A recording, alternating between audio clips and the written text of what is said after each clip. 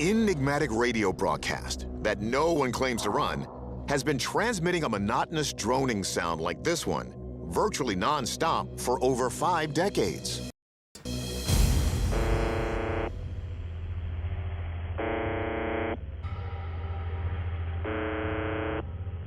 The buzzing is occasionally interrupted by a voice speaking Russian.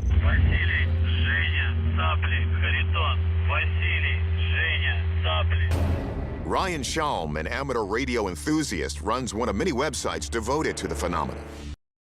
Nobody seems to know where it's coming from. The Russians, that's where it's coming from. I've heard of this.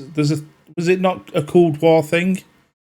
A way of getting messages out during the Cold War? What originally got me into the buzzer was the mystery of it. Like, who's broadcasting this, why they are, and what possible purpose could it have. I did kind of get hooked to it, so I just keep on searching for more information about it, hoping to find some sort of rational explanation. Investigator Chase Klotsky says thousands of dedicated enthusiasts like Ryan are heating up the internet with talk that the buzzer's origin is the former Soviet Union. There is another theory that the buzzer is part of a nuclear deterrent system, a so-called dead hand station. The theory behind the dead man switch is... I mean, I'm sure you come up with much better ways than a dead hand station, which I'm assuming they mean by, in the event of nuclear war, both sides destroy themselves, and then if that signal stops, it will trigger the remaining nukes to fire, basically. Can't see that. That if Russia is attacked and decimated, the buzzer stops, and then nuclear weapons are automatically deployed in retaliation to the West. During the first strike, any nation would go after your nuclear arsenal, so they go after your launch sites to stop them from launching a retaliatory strike. So I can't imagine that Russia would sit there with 100 ICBMs heading towards them going, oh shit, that was it then. It's alright. They're going to be in for it as soon as our radio broadcast stops. The nuclear dead hand system is part of a long-standing policy called Mutual Assured Destruction, or MAD. If all sides know nuclear war is unwinnable, no one will start one. But is the buzzer really a part of that, or does it have another disturbing purpose? Let's ask the experts. Yeah, it's probably just to drive people mad. We turn to our military expert, Tim McMillan. He studied the history of the buzzer, and he's skeptical it has anything to do with nukes. In 2010, the signal ceased. Very fortunately, we didn't see the launch of any missiles, we didn't see apocalypse, and so that would suggest that it's probably not linked to some type of nuclear detonation device. So, I mean, it's the shittest design ever, if it was. what about the submarine signaling theory? When I first heard about this buzzer, I thought it must be a way to communicate with submarines deep in the oceans, but that requires very low frequency transmission. ELF, or extreme. That's what kills me about these. So he said, the first time I heard about it, I thought maybe it's a way of communicating with submarines, but I instantly knew that the way of doing that wouldn't be using this method because you just wouldn't be able to transmit deep enough to get the message through. You might say to yourself, well, why don't the Russians simply use the internet? Well, the problem with that is security. And so you want to use over-the-horizon radio for certain kinds of sensitive communication. Shortwave radio is phenomenally good at sending messages past the line of sight because these messages actually bounce off the ionosphere and then come back down to Earth. So you could shoot messages across entire continents. These regular intervals of noise, they're basically saturating this shortwave radio channel so other people can't hop on the station and compete with you. So have they translated the Russian yet? I wonder what the Russians are saying. But why do that? Dr. Gottesman says that by claiming the frequency, Russia can use it at any time as a so-called numbers station to send secret messages, often hidden in a group of numbers as they are read out loud. 87, 62. And McMillan agrees. It's fairly unsophisticated, but a brilliant way to communicate with your deep cover spies who may be all the way across the world. So our verdict is mixed. We're pretty sure it's a Russian number station, but we don't know exactly what sort of messages it's sending, if it's currently in use, or if it's a ruse, or if it's just a placeholder for the frequency. We're through every permutation there. So for now, we're just gonna have to keep listening with anticipation for the next big clue. In late 2016, several diplomats and other employees stationed at the U.S. Embassy in Havana, Cuba, report feeling ill after hearing a strange, high-pitched noise. According to the Associated Press, this recording could be that noise. The sound is a high-pitched whine that seems to undulate, even writhe, which produces a nails-on-the-chalkboard effect. Like a baby on a plane. Similar attacks are later reported by U.S. officials in China, Austria, and Russia. Mark Polymeropoulos, a senior CIA official, believes he was targeted one night while on official business in Moscow. This was by far the most terrifying experience. The room was spinning. I couldn't stand up without falling down. I felt nauseous. I had an incredible case of tinnitus, ringing in my ears, a headache, so I knew something was seriously wrong. The sudden What was your first clue? onset of peculiar side effects baffles U.S. officials. Studies later show the injuries resemble a concussion, but with no signs of impact. Not only were we subject to an attack, but I think it's still ongoing. And that poses a lot of serious questions for the U.S. government. What was believed was going on at the time was diplomats were believing they were attacked by some sort of sonic weapon. Eventually, this is named Havana Syndrome. If the Havana Syndrome is caused by some sort of sonic weapon, it wouldn't be the first time that sound has been weaponized. Yeah, I reckon it goes on. I reckon it goes on quite a lot, to be honest. This is something that goes far back in a more rudimentary form, using blaring loud music in different war zones. Now, as technology has advanced, there's been a lot of different hypothetical and actual practical operational platforms that use sound as a weapon. The sonic Imagine, right? Imagine just trying to get some sleep and you've got footsteps among the tulips just playing constantly. I mean, that would drive you mad. Oh, tiptoe through the window, by the window, that is where I'll be. Come tiptoe through the tulips with me. weapon most commonly deployed today is the long-range acoustic device, which has been recently used by police departments to break up major protests and riots. The LRAD system was designed for crowd dispersal. I'm not sure whether that's ethical to be using that kind of system, to be honest. In a non-lethal way. It's probably better than a truncheon to the back of the headlight, but is it ethical? Kind of weapons are only advancing, but sound is being weaponized more and more. So folks, this is scary stuff and very real. What is that sound? Recorded in Havana. Did it make U.S. personnel sick? Or was there some other weapon or force responsible? Could it not be a tectonic plates earthquake type deal? I'm not explaining that. Very tired today, by the way. Let's ask our experts. And it's hot. Is the sound a recording of a sonic weapon? We asked our audio expert, Dr. Ben Gottesman. You can see most of the energy is concentrated between 2 and 3 kilohertz. This is a really sensitive spot when it comes to human hearing. It's why baby cries grab our attention so much. Whereas in the sound released by the Associated Press, we see that the frequency range is much higher, between 6 and 8 kilohertz. And so the frequency ranges of these two sounds do not line up. But could this sound be some other sonic weapon? Gottesman has his doubts. And I've worked in some tropical locations, and there were times where I would hear very similar piercing calls. This sound is produced by a species of tropical cricket called the Indies short-tailed cricket. As you can see, The frequency range is a perfect overlap, and it also has similar harmonic characteristics. So I'm saying that it is a really clean match. So the sound is just chirping crickets, coincidentally recorded at the moment people were getting sick.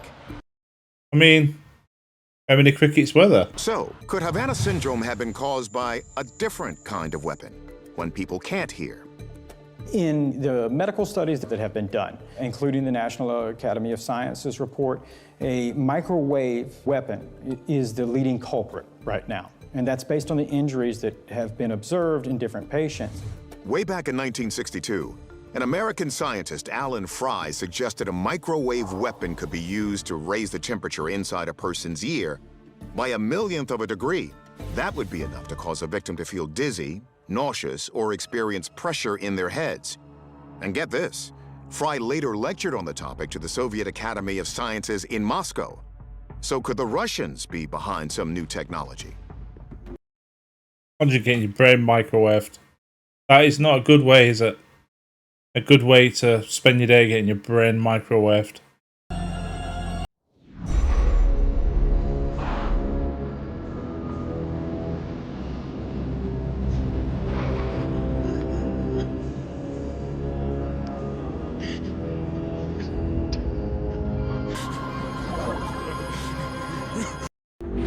While the injuries are consistent with exposure to microwave weapons, it's important to know that these type of weapons are unknown to exist.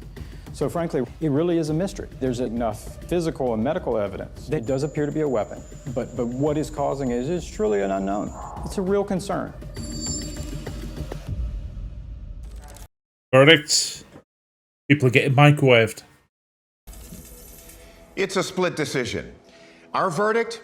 The sound that was alleged to have caused the Havana Syndrome is an Indies short-tailed cricket, coincidentally making that noise at the same time as the attack. But Havana Syndrome itself is still an unexplained phenomenon. Hold on. You can't call it an attack if you're saying it's just random crickets making that noise, can you? More than 130 U.S. officials have now been stricken. Recent incidents have even involved White House officials in our own nation's capital. It's March 2021, shortly before 5 p.m. Residents from all over San Diego County report hearing a mysterious sound that literally rattles the entire community. Let's look at that again. The security cam footage shows a tranquil view outside the front door of a San Diego residence, rocked by what sounds like a loud snap, almost like a huge racket has just smacked a giant tennis ball. The reverberation A giant racket had smacked a giant tennis ball. are so strong that they set off a nearby car alarm. Investigative journalist MJ Benayes says skyquake events have been documented for centuries. We have a lot of worldwide accounts of people hearing these strange, loud explosion sounds that just come out of nowhere throughout history and around the world. There are accounts in the Bible of individuals hearing sort of the booming sounds of God. In the mythology of the Iroquois, Oh, thunder. if the creator spirit was upset, it would sort of emote via a large boom sound throughout the area. Of course, some mystery booms have quirkier explanations. In December 2020, residents of one New Jersey town were experiencing what they thought were skyquakes pretty frequently. The booms were so big that their houses were shaking. The thunder spirit in this case was construction worker Rob Bukowski, who says he made this cannon from scratch using... I mean, the neighbours could not be happy with a bloke with a giant homemade cannon blasting away. Scrap metal. 3, 2, 1. Holy People were calling and saying bombs were getting dropped, but aliens were invading. Like, they didn't know what it was, so they put it on the news. So I called. I said, hey, man, I think this is me. Benayes reminds us that the Bukowski inventor is a rarity. I mean, fair play to him. Everyone needs a hobby, but Jesus, come on. Doesn't erase the countless boom phenomena that have occurred that seemingly have no explanation.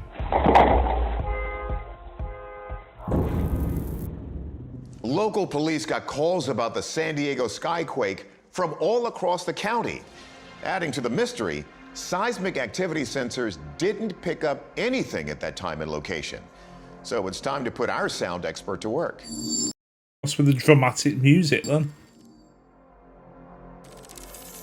This boom was around half a second in length, with most of the acoustic energy below 1. You know what? I'm going to put my money on the table. Tenner. It's a car backfiring. 1 kilohertz. Acoustic ecologist Dr. Ben Gottesman says that most of the booms people hear are the result of human activity. So first, he looks at the possibility that it could have been tannerite, the explosive used in the growing trend of gender reveal parties. First, as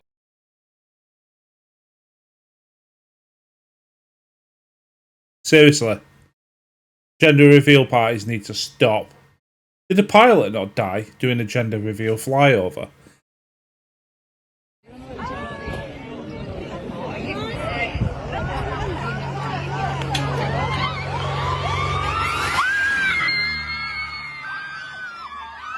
Oh, God. It's important for the couple to know what the sex of the baby is. We start filming it and putting it all over the internet and stuff. Oh, come on. Behave. we see here, the And now you're setting off explosives. frequency spectrum doesn't match. Also, this San Diego Skyquake was heard across the county. This tannerite explosion doesn't have a radius beyond a few miles, and so we can rule out this sort of human-made explosive. Next, Gottesman wonders if this could be Mother Nature at play. Here we have a thunderclap. Similar to the San Diego Skyquake, the majority of the energy is below 1 kilohertz. Unlike the San Diego Skyquake, I was just thinking of Thor, Love and Thunder. Jen getting the old thunderclap.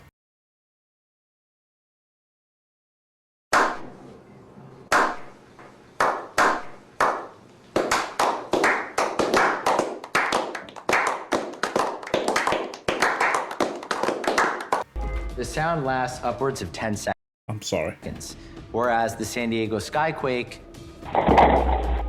was around half a second. So to me, that doesn't really line up. What about a sonic boom from a supersonic plane? Gottesman says it's possible. We can keep going for a while here, you know. If they're going to try to rule out all possibilities of what made a boom sound, they are going to be exhausting quite a lot of possibilities. So here we have an explosion that lasts a little bit less than a second. And that's similar to what we see with the San Diego Skyquake. But our aviation expert, Tim McMillan, thinks that's unlikely. What we heard in that video, there's nobody owning up to it. There are also regulations in place to where militaries can and can't travel excess the speed of sound to make sonic booms, for the very reason, disturbing the peace. X out explosives, thunder, and sonic booms. Where does it leave us? The best conclusion we can come up to is they're a mystery. All that for a mystery. So, as we've seen... To be fair, though, I mean, you always want a mystery, don't you? It's sad when mysteries get solved and it becomes something really prosaic. So, I just think it's a car backfiring, to be honest. Many skyquakes can be explained, but the San Diego Skyquake is not one of them. They don't even know that it came from the sky. It was footage from a camera. It could have been coming from around the corner. It remains unsolved by local officials and the world of sound science. Our verdict? This is an unexplained phenomenon.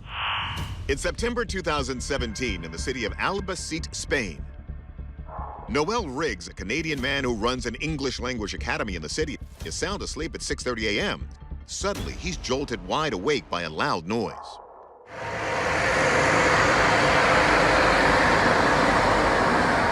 Noel goes out on his balcony, and as the thunderous sound continues, he starts recording.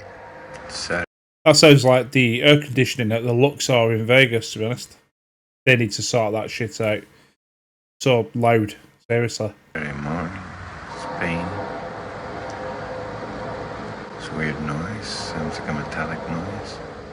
From the footage, we can see that the streets down below and the skies up above are completely empty. But that doesn't look like a real street, that. That almost looks like a model. How yellow it all is.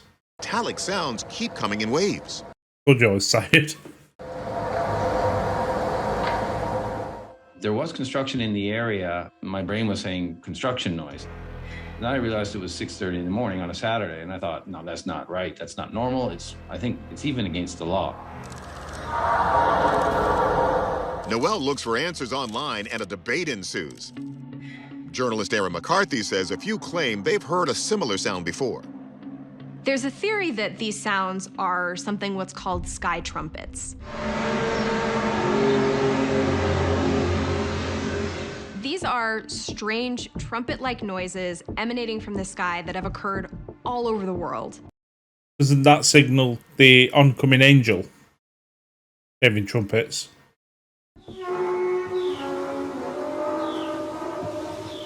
When people hear these sky trumpets, their minds automatically go to the book of Revelation, which says that there are 7 angels that will blow 7 trumpets that bring about a series of apocalyptic events. Look at the news. Just watch the news for 10 minutes and you realise we're already in an apocalypse. The Bible says the Israelites heard very loud trumpet blasts that caused them to tremble when God was giving Moses the 10 Commandments on Mount Sinai. I just dropped one of the tablets. Yeah, I've got 10 Commandments. I'm sure there was a sketch about that. Lord, I shall give these laws unto thy people. Hear me! Oh, hear me! All pay heed! The Lord Jehovah, has given unto you these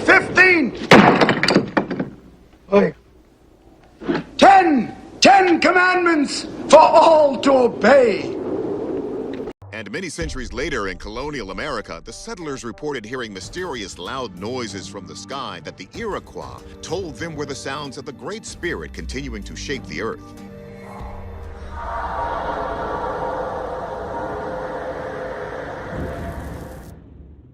Several other physical explanations have been proposed for sky trumpets, everything from tectonic plates grinding to tidal waves. But since this event takes place in an urban setting, that might offer some clues to its source. Let's sound off with our experts. Since Noel had mentioned construction in the area, physicist Matthew Shadagas runs a Fourier transform analysis to see if that could be the cause. A Fourier transform is a mathematical tool to take waves to determine what frequencies are in that sound. Typically, heavy machinery has some frequencies that occur at 500, 700, 1,000 hertz. The frequencies do appear to match.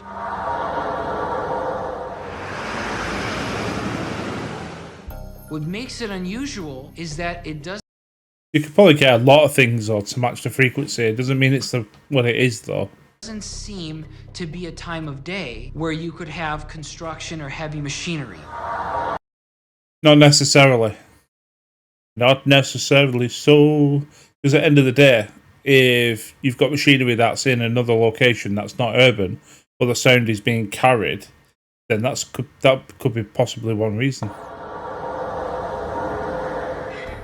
Noel confirms there was no work going on at the construction site that morning, so meteorologist Juan Hernandez checks to see if a bizarre weather event could be to blame.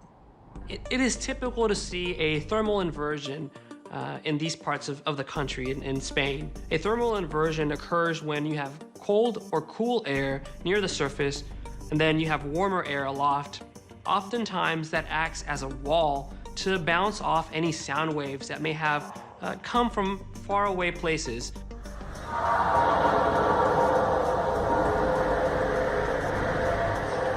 This means a sound dozens of miles away could deflect off the clouds at an angle. If that's what's happening, sound ecologist Dr. Ben Gottesman thinks it could come from, get this, a shipyard 100 miles away. So here we can hear a few things. The motors of different vehicles, maybe as they're moving things to and fro at this shipyard. But these impulsive sounds are not similar to the more droned out metallic sounds that we were hearing in the Spanish metal noise.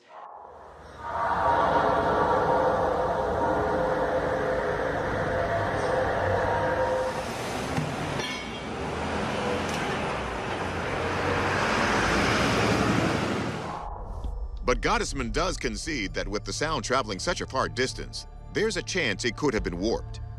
As it's bouncing.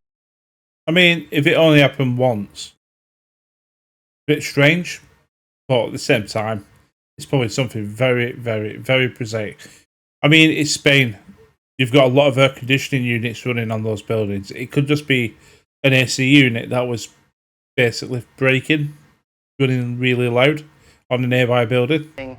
And traveling farther than normal, its frequency response can change because certain frequencies are able to reflect better than others. And that can lead to what was a very common sounding sound turning much more bizarre and strange because its frequency response is altered.